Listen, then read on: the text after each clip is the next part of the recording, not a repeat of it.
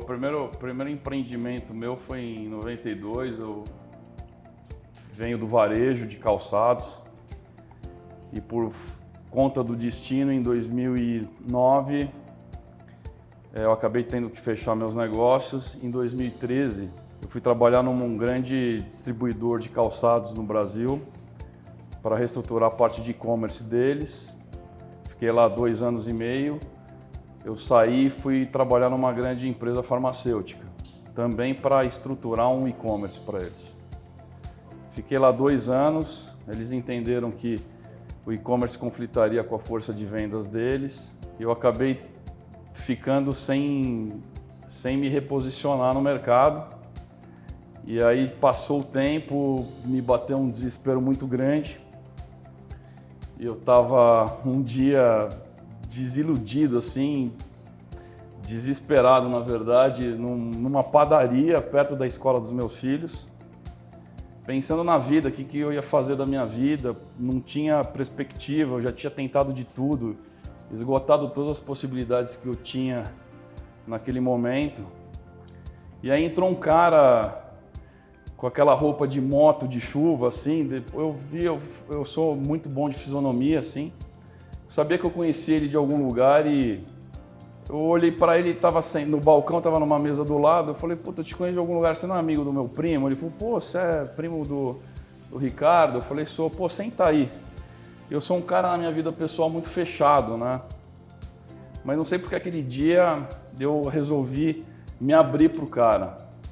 E falei tudo o que estava acontecendo, o meu desespero e tal. Ele falou, pô, por vários motivos, pela sua network, você deveria começar a trabalhar lá com a gente, numa imobiliária de alto padrão. E, poxa, você teria sucesso lá, é um negócio que não tem uma entrada garantida, mas eu acho que você vai se dar bem, mesmo porque, assim, com o seu perfil, pelo que seu primo me contou já de você não vai conseguir ficar muito tempo nesse mercado de trabalho no que você está procurando, né? E aí eu comecei no dia seguinte, eu fui correndo para lá e era a imobiliária que o Edu era sócio, né? E foi a primeira vez que eu conheci ele, então eu estava tão, assim, desesperado financeiramente que aí eu cheguei e falei pro meu primo, pô, vê com ele se ele não consegue uma ajuda de custo para mim, né? Aí ele falou, não pode. Eu falei, não tem problema, se você me dá um espaço com internet e telefone, eu vou começar a trabalhar aí. E aí eu percebi lá que a imobiliária, o pessoal que estava trabalhando lá eram anos-luz na minha frente de experiência, eu não conhecia nada do mercado imobiliário naquela época. Eu conhecia pelo outro lado, meu pai já investiu muito em imóveis e assim, eu conhecia o lado do investidor, mas eu não conhecia o lado da brokeragem, né? E eu comecei a estudar freneticamente esse mercado, mas eu via que por mais que eu me esforçasse, por mais que eu estudasse, levaria muito tempo, né? Para eu poder chegar aos pés das pessoas que estavam trabalhando lá. E aí eu percebi que lá os leads que o pessoal ligava para a imobiliária, quem chegasse primeiro lá captava os primeiros leads. E as pessoas chegavam depois das 10 da manhã e ia embora às 5 da tarde. Comecei a chegar às 7 da manhã lá para pegar todos os leads das 7 às 10 e ir embora às 8, 9 horas da noite para pegar os leads das 5 em diante, né? E lá eu comecei a fazer negócios, no começo pequenos, mas meu nome todo mês estava na lousa de fechamento de negócio. E aí um dia eu atendi um cliente que mudou meu rumo, mudou, na verdade, a nossa história, né? Era um cliente que veio com uma demanda de corporativo. O core business da imobiliária do Edu era residencial de altíssimo padrão. E esse cara veio com uma demanda de corporativo. Eu falei, putz, aqui eu acho que eu vou ter diferença, porque ninguém explora esse mercado corporativo aqui dentro. E eu comecei a atender ele veio com uma demanda muito específica e dentro dessa demanda começaram a acontecer outras demandas de outros clientes, até que veio um negócio gigantesco que eu falei, Edu, preciso da sua ajuda, eu não vou conseguir tocar esse negócio sozinho. E aí foi aí que eu me aproximei de verdade do Edu, porque o Edu era muito corrido, era muito ocupado na época. Todo mundo queria ter acesso a ele, mas ninguém conseguia. Eu nem tentava, porque eu era um cara que tinha chegado lá por último, mas o Edu viu o tamanho desse negócio. Ele falou, não, vamos estruturar juntos e vamos começar a ver o que dá para fazer aí. Aí foi que esse negócio acabou não dando certo, mas a gente se aproximou demais. Aí veio um grande negócio que foi o marco das nossas vidas. Foi um ativo em Brasília, era um ativo com um valor muito alto, era um valor de 300 milhões de reais, que a gente trabalhou a venda desse ativo para um grande fundo de investimento por quase um ano. E quando a gente estava na data da assinatura do contrato, faltava uma semana, o pessoal do fundo ligou para a gente e falou que estava cancelada a compra por motivos políticos e econômicos do país, porque o imóvel ele era um ativo que tinha sido feito, um build to suit, para um órgão público. E a gente saiu frustrados dessa negociação, porque o que entraria de comissão para a gente ia mudar nossas vidas, né? Só que a gente saiu de lá, cada um foi para sua casa. No dia seguinte a gente falou, vamos se encontrar de manhã num Starbucks aqui do Itaim, lá na Bandeira Paulista, que a gente vai tentar ver o que a gente consegue capturar de todo esse trabalho teoricamente perdido que acabou de ir por água abaixo, né? E aí foi aí que a gente tentou estruturar um fundo de investimento tradicional, mas a gente pensava no que a gente podia ser diferente dos demais fundos de investimento. A gente entendia que se a gente montasse um fundo de investimento pura e simplesmente, primeiro que a gente não tinha punch naquele momento para isso, né? Competir com empresas de grandes nomes aí no mercado, a gente tinha que ter um diferencial, só que a gente não achava esse diferencial. E eu participo de um grupo de grandes empresários no WhatsApp. Alguns dias depois eu recebi uma matéria de uma empresa suíça que tinha feito um ICO e tinha levantado 250 milhões de dólares em 5 minutos. E aquilo chamou muito a minha atenção. A primeira coisa que eu fiz, eu mandei para o Edu. E o Edu, totalmente alinhado com o que a gente estava pensando, falou assim, nossa, isso aqui vai revolucionar tudo. Acho que de interessante aqui que a gente estava com uma série de elementos, que a gente estava trabalhando nesses elementos, só que a gente não queria fazer nada que fosse similar, que já existisse no mercado. Então o que a gente tinha? Uma carteira enorme de imóveis corporativos, nós tínhamos clientes internacionais, eu falava com muitos fundos internacionais, Estados Unidos, Europa e Ásia. A gente podia montar um fundo, iniciar um fundo, principalmente com a taxa de juros baixa na Europa, mas a gente seria mais um fundo, né? Então a gente estava faltando aquele elemento que fosse realmente qual que é aquele ingrediente mágico para a gente começar algo totalmente diferente, né? E eu lembro muito bem esse dia que o Fábio me mandou essa reportagem. Eu estava indo para o meu quarto, ele mandou a mensagem, eu lembro exatamente o momento quando eu olhei aquela mensagem e vi que eles estavam levantando recurso, utilizando criptomoeda. E foi a primeira vez que eu tive conhecimento da plataforma Ethereum, né? Quando eu olhei aquilo na mão, eu falei assim, bom, peraí, veio uma luz, falei assim, isso aqui, se for o que eu estou imaginando, muda completamente a história de tudo.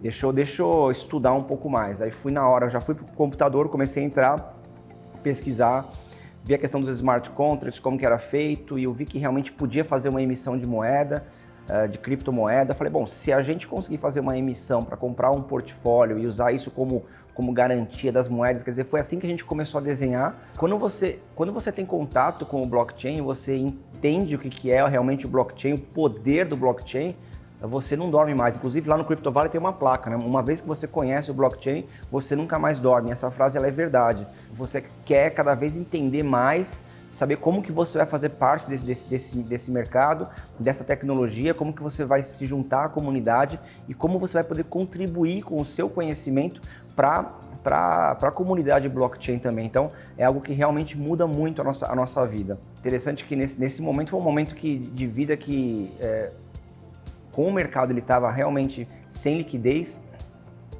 Tanto o Fábio estava numa condição financeira ruim e eu também estava, porque eu dependia do mercado líquido, né? Porque a gente ganhava comissões de intermediação.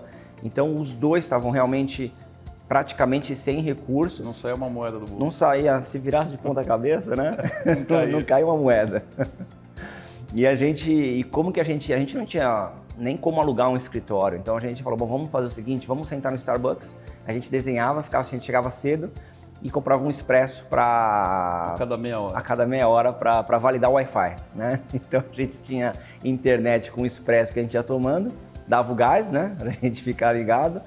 E a gente ficava produzindo no Starbucks aí até a noite, não tinha final de semana, não tinha feriado, não tinha nada. A gente sentava e ficava desenhando todo o projeto utilizando o blockchain, na parte de emissão, na parte de distribuição e principalmente a gente queria saber como que a gente ia fazer esse negócio de uma forma lícita, numa regulamentação vigente, só que não existia. A gente começou a ver CVM, Banco Central naquela época, falar de 2016, eles não tinham qualquer tipo de publicação referente a blockchain, referente a criptomoeda. Então a gente estava num mercado totalmente novo, o que é normal. A tecnologia sempre vem antes da regulação, a tecnologia sempre vem antes das regras, né? Então primeiro a gente tinha que entender como que funcionava a tecnologia, mas a gente também tinha que buscar uma jurisdição que desse apoio para a gente desenvolver com tranquilidade o nosso projeto, né?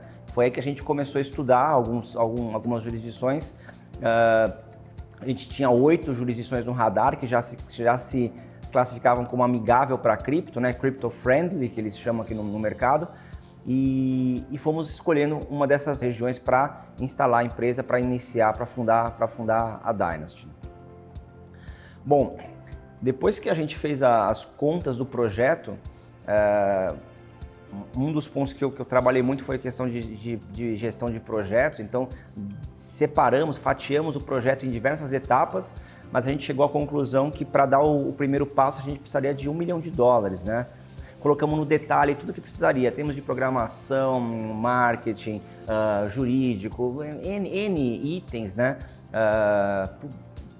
Tudo bem detalhado e a gente montou esse business plan, fomos atrás desse $1 milhão, só que foi extremamente difícil, era muito difícil conversar com pessoas sobre cripto, porque era um... Estava muito ligado no underground. Um assunto tanto, ou era underground ou muito abstrato, quer dizer, a pessoa não conseguia materializar qual que era o valor que tinha por trás disso, né?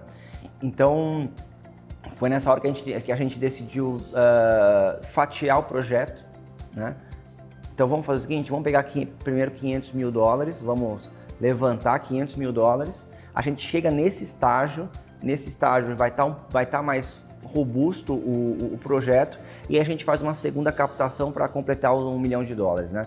Então essa que foi a nossa estratégia, fatiamos em pequenas cotas, né, esses primeiros $500 mil e foi um sucesso muito grande dessa nossa estratégia de ter mudado, porque foi em uma tarde, na verdade, das 11 da manhã falamos com o primeiro potencial investidor, 2:30 da tarde do mesmo dia já estava todas as cotas já em commitment, já tinham comprometido em, olha, eu quero 2 cotas, eu quero 3 cotas, eu quero 1 cota. Então a gente já tinha um primeiro grupo de investidores da Dynasty, né, que queriam fazer parte e queriam investir com a gente, né. E, bom, fizemos os contratos e tal, mas a gente está naquela situação ainda. É que ninguém podia aportar imediatamente, né? Todo mundo fez o commitment, mas falava assim, ó, só vou poder pagar daqui 2 meses, aí outros só final do ano.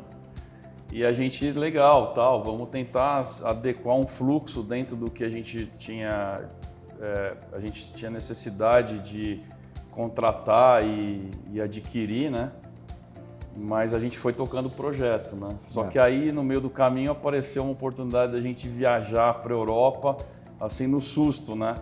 Sem condição nenhuma de ir, né? gente estava conversando com uma pessoa que estava gostando do nosso projeto, estava um entusiasta do nosso projeto, e eram 8 horas da noite, a gente estava no Le Pain Quotidien lá da Afonso Braz, né? Afonso Braz, na Vila Nova Conceição. 8 horas da noite, ele fala, nossa, o projeto de vocês é incrível, todo mundo que eu conheço, meus amigos, tem $1 milhão, né? Vai ser super fácil a gente conseguir mais essa segunda fase. Lembra que a gente pegou $500 mil, ainda faltava, né? Então, quer dizer, aportando mais $1 milhão, a gente teria 1,5 milhão e a gente conseguiria tocar toda a primeira fase do projeto sem nenhuma preocupação. Nós nos animamos e ele fez um convite. Eu estou indo para Londres amanhã, essa pessoa falou, eu estou indo para Londres amanhã, vocês topam ir comigo para lá para falar com esse investidor? Ele nem terminou de falar a frase, eu falei, já topo, vamos embora. Passei o meu passaporte para ele emitir a passagem, falei, vamos junto, o Fábio também vai. Passou o passaporte para ele emitir as passagens e falou assim, então vamos.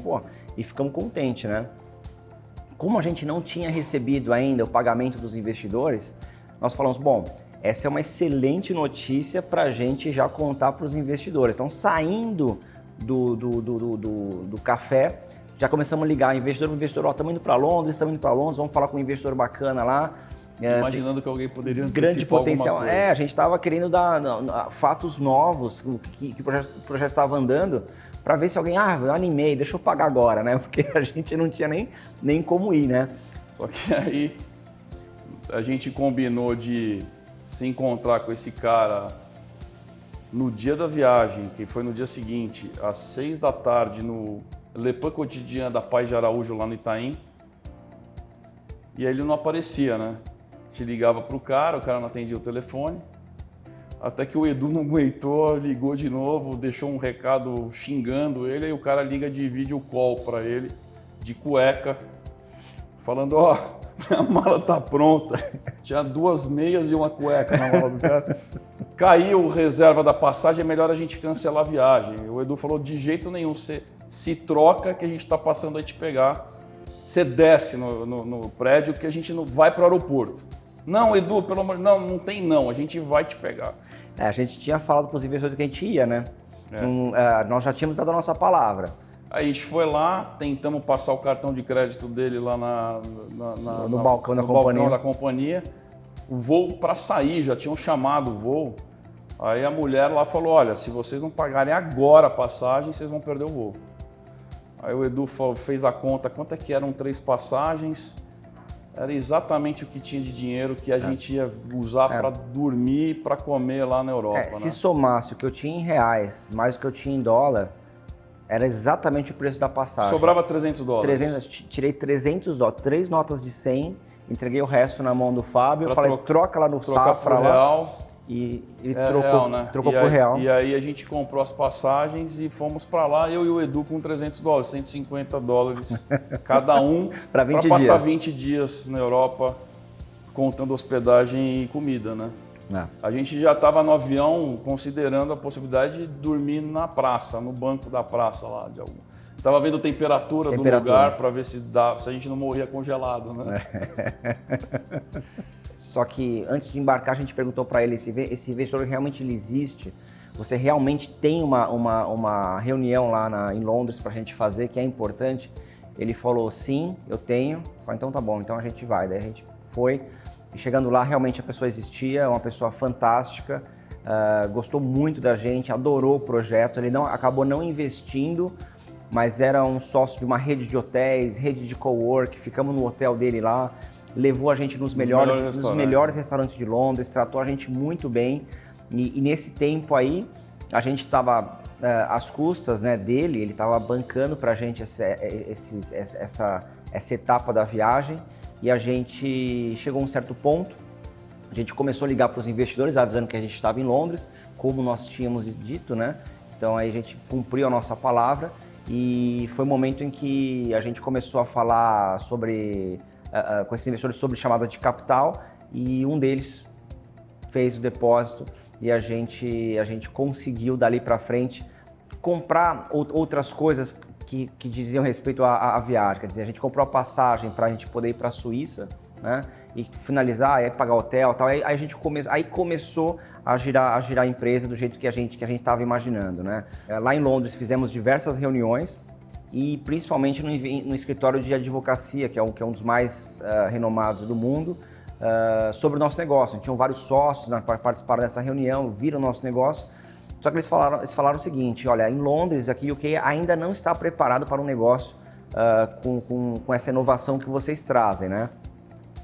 E aí, o que nós já estávamos estudando era que a Suíça, ela tinha uma região que é o Crypto Valley, que até hoje é super conhecida como cripto, e a gente queria ir para lá para entender como que era o ecossistema da Suíça, para se realmente tinha essa comunidade de cripto lá na Suíça e a gente poderia fazer parte. Então a gente resolveu ir lá para a Suíça.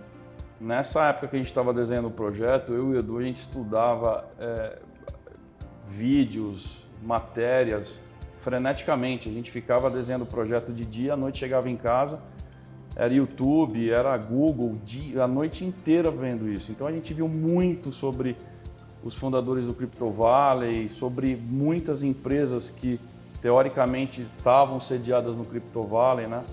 E a gente já foi com toda essa pesquisa na mão, já para ir começar a falar com os caras, né? Então a gente foi para a Suíça, a gente estava numa animação no táxi que a gente ia chegar no Silicon Valley da cripto, né? A gente achava que aquilo ia mudar assim de cara a nossa vida, né? Que não deixou de acontecer, mas a gente achava que ia ter um impacto legal. Quando chegamos lá, a gente chegou meio que quase 5 da tarde e a gente não sabia como é que era o estilo de vida suíço, né? E a gente viu que o suíço às 5 da tarde larga a caneta e vai para casa. Então quando a gente chegou lá, praticamente estava todo mundo parando tudo e indo embora para casa. E a gente começou a andar, as ruas meio desertas, assim, a gente começou nos endereços que a gente tinha trazido de pesquisa, batia lá, escritório meio abandonado, assim, não tinha nada, vazio, com 2 cadeiras só. E a gente perguntava para alguém que estava lá perto: você conhece a empresa tal? Não, nunca ouvi falar.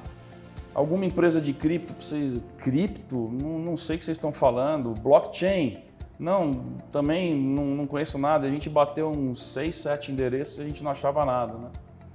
E aí uma hora a gente falou: putz, vamos parar um pouco. A gente foi num Starbucks central lá de Zug e a gente ficou lá pensando: nossa, a gente não pode voltar de mãos vazias, né? Caímos numa cilada aqui, né? A gente achava que ia estar bombando de empresas de cripto e nada, né? A gente estava desolado, porque tudo que a gente tinha pesquisado na internet, a gente ia encontrar pessoas, pelo menos na rua, a gente começou a abordar pessoas na rua. Olha, você conhece blockchain, você sabe o Crypto Valley como empresa, e tocar campainha, e entrar em escritório. A gente entrava nos prédios, subia no andar e via que as empresas não estavam lá. Foi algo que a gente ficou realmente muito decepcionado. A gente achou que tinha ido tudo por água abaixo em relação à Suíça, né? E aí nesse Starbucks aí tava super frio, muito frio. A gente estava inconformado e eu falei: não, nem que a gente tenha que falar com todo mundo de Zug. É pequeno, 20 mil pessoas, alguns dias a gente fala com todo mundo aqui, né? E aí eu bati na mesa e falei: vamos mandar, Fábio. Ele ainda falou assim: puta, tá frio, Edu, mas vamos. Aí eu vou mandar. E aí a gente começou a andar, andou uma quadra e meia. Quando nós chegamos no cruzamento, né? O Fábio atravessou a rua correndo em direção a um cara que estava terminando de fumar para voltar pro escritório dele. Aí nessa hora eu pensei: puta, o Fábio enlouqueceu. Ele levou a sério de falar com todo mundo de Zug. E aí quando eu cheguei perto, eu não entendi, eu falei: Fábio, quem que é esse cara? Ele falou: Edu, esse cara é o fundador do Crypto Valley. Ele chama Niklas Nicolassi. Ele é o fundador do Bitcoin Suisse. Eu vi vários vídeos dele, vamos falar com ele que ele está adorando a nossa ideia. E foi aí que ele falou: o cara tava lá fora porque ele tinha fumado, ele estava acabando de fumar e já estava voltando. Ele falou: sobe com a gente, sobe comigo aqui, quero bater um papo com vocês, quero conhecer um pouco mais sobre o projeto de vocês. E aí ele levou a gente para uma sala de reunião super apertada, assim. A gente contou com detalhes o nosso projeto, o cara só falava assim, nossa, como é que ninguém pensou nisso antes? É uma coisa tão óbvia, né? Puta, é genial, mas assim, por que ninguém pensou nisso antes? Ele ficava se perguntando isso direto, né? E aí a gente vem entender que ele falou, né, que nós fomos os primeiros a falar de lastro, de alguma referência física na criptomoeda, né? E os primeiros brasileiros a pisarem lá, porque naquela época só tinham 17 empresas no Crypto Valley, hoje tem mais de 1.000, né? Sim, hoje são mais de 1.000. E hoje esse cara, depois assim que a gente terminou, ele chamou a secretária dele, deu um mapa da mina pra gente lá, com todos os principais contatos, e a gente já estava meio que programando de voltar no dia seguinte para o Brasil, a gente ficou mais quase 2 semanas lá. Além do mapa da mina, ele fez a secretária dele ligar... E agendar todas as reuniões. Agendar em nome dele para a gente ir em cada reunião. Sim. Então, fomos conhecer os advogados do Ethereum, o contador do Ethereum, os diretores dos bancos. A gente falou com todo mundo. O cara do board do Ethereum Foundation. O cara do board do Ethereum Foundation. Quer dizer, a gente conheceu todo o ambiente cripto da Suíça através da indicação dele.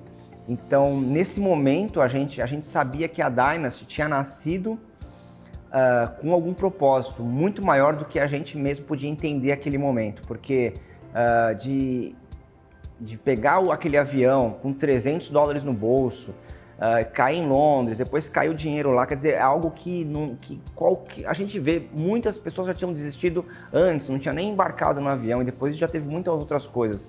Então, a gente sente essa questão da energia. Nesse momento a gente falou, bom, é um projeto de vida, a gente já sabia que que tinha um potencial muito grande, mas a gente falou, agora nós somos os guardiões desse projeto, a gente não pode, de forma alguma, não dar continuidade e ir até onde a gente tiver que ir com a Dynasty, né? E hoje o Nicolas é gigantesco lá, né? Um cara praticamente inacessível.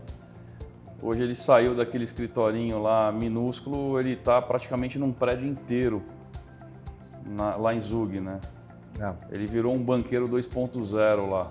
Esse foi o nosso primeiro passo assim concreto, foi aí que a gente fundou a empresa, com toda essa rede que ele apresentou nesse ambiente Crypto Valley e fundamos a empresa, né? Entre erros e acertos, todas essas experiências acumuladas na nossa vida, a gente se propôs a fazer um negócio que a gente poderia cometer novos erros, mas os erros anteriores jamais seriam cometidos de novo. A gente ia trazer os melhores para o nosso time, os melhores prestadores de serviços para o nosso time, e esse foi um dos primeiros propósitos da Dynasty, né? E o nome, porque a gente queria fazer um negócio meio que perpétuo, né? Uma dinastia, na verdade, que duraria gerações, né? E foi por isso que veio na cabeça o nome de Dynasty, né?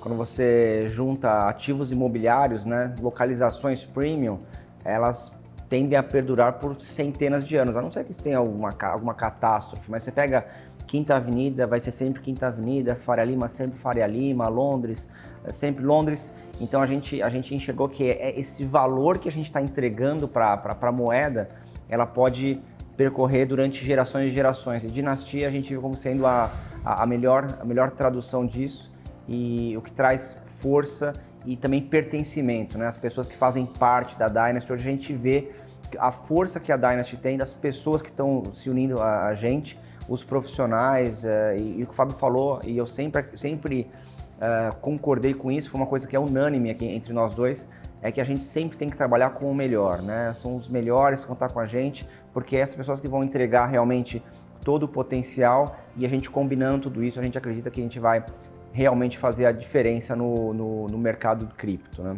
A Dynasty hoje, mesmo ainda muito longe do que a gente sabe do potencial e da onde a gente vai chegar, é a realização de um sonho, né, Edu?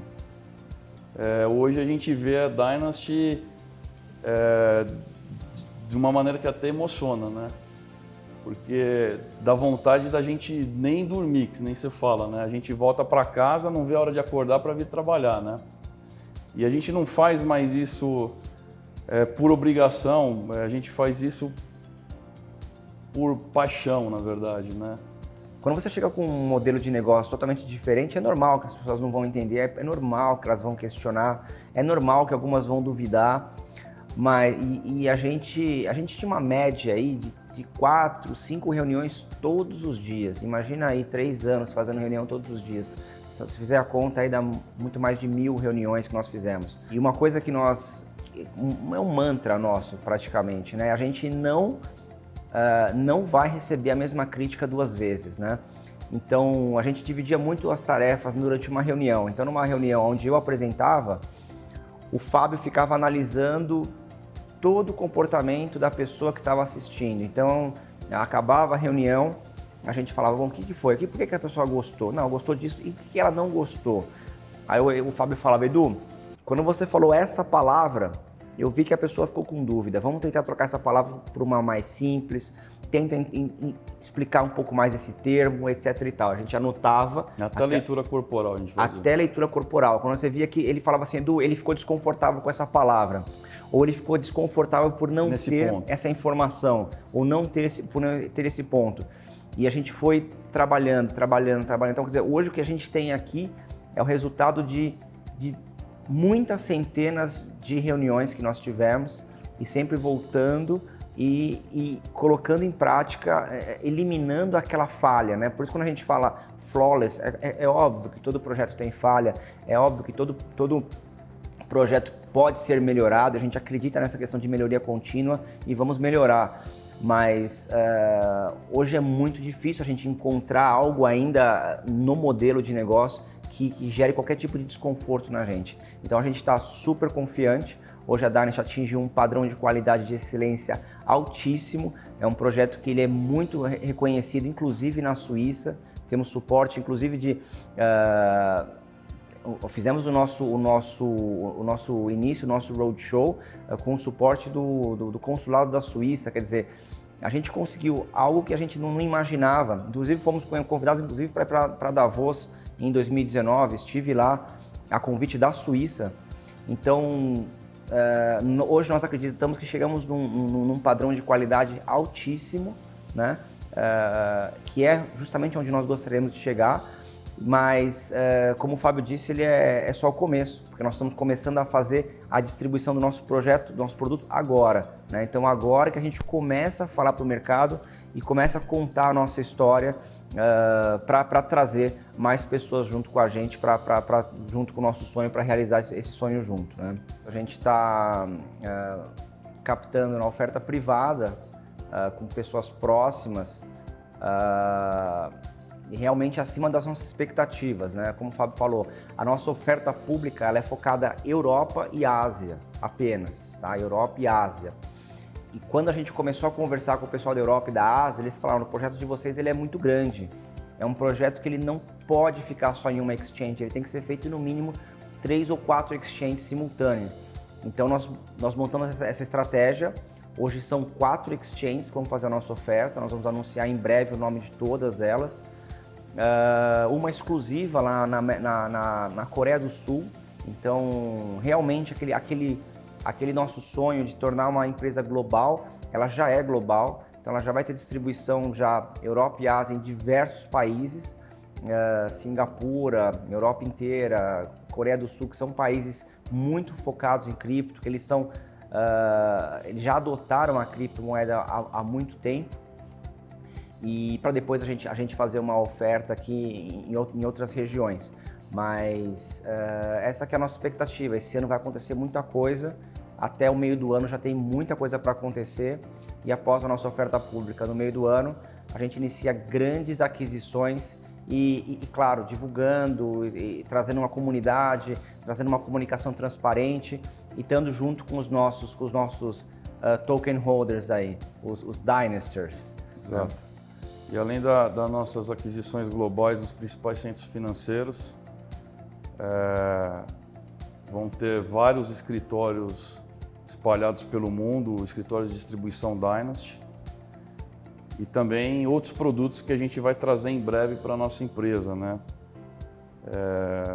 Vai ser surpresa ainda, mas tem muitas novidades boas aí pela frente, né? Só a respeito dessa questão de produtos, eu não vou entrar em detalhes sobre produtos, mas quando você entra na comunidade de blockchain, você entende a comunidade de criptomoeda, o propósito das criptomoedas, de trazer liberdade, de trazer poder para as pessoas, né?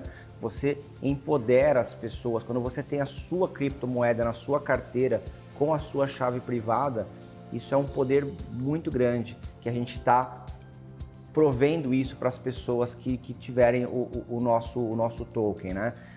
Só que isso é o primeiro passo, né? Que é você colocar uma criptomoeda no mercado e trazer esses recursos para fazer o uso da forma que é o nosso projeto tá descrito lá.